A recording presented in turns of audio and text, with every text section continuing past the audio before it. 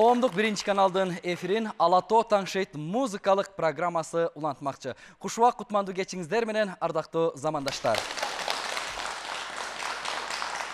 Элине синген ырлары, ырында муңу жыргалы, таланты чыккан такшалып, Турсунбайдын Нурканы. Бүгүнкү эфирибиз Нуркан Турсунбаевдин 75 жылдык мааракесине арналмакчы. Эмесе, Кыргыз Республикасынын эмгек сиңирген артисти, обончу аткаруучу, кино жана театр актеру Нуркан Турсунбаевдин обондуу ырларына арналган дал ушул бүгүнкү көрсөтүүбүздү ачык деп жарыялоого уруксат этиңиздер.